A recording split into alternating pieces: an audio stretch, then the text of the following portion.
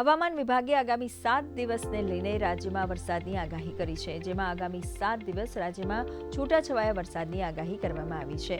જોકે મહત્તમ તાપમાનમાં 7 દિવસમાં કોઈ વધુ ફેરફાર નહીં થાય. આજે રાજ્યમાં સૌરાષ્ટ્રમાં પોરબંદર, રાજકોટ, જૂનાગઢ, અમરેલી, બોટાદ, ગીર સોમનાથ, ભાવનગર, દીવ, જ્યારે દક્ષિણ ગુજરાતમાં દાહોદ, છોટાઉદેપુર, નર્મદા, ભરૂચ, સુરત, તાપી, ડાંગ, નવસારી, વલસાડ, દમણ અને દાદરાનગર હવેલીમાં વરસાદની આગાહી કરવામાં આવી છે.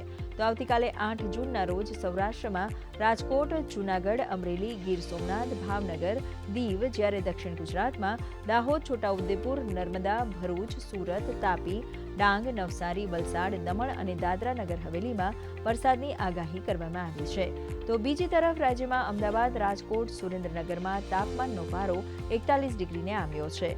તો ભુજ, ગાંધીનગર, ડીસા અને અમરેલીમાં 40 ડિગ્રી તાપમાનમાં લોકો ગરમીથી ત્રસ્ત થઈ ઉઠ્યા હતા. દેશના હવામાન વિભાગે આજે મધ્ય મહારાષ્ટ્ર, મરાઠવાડા, નાગાલેન્ડ, મણિપુર, મિઝોરમ અને ત્રિપુરામાં ભારે વરસાદની આગાહી કરી છે.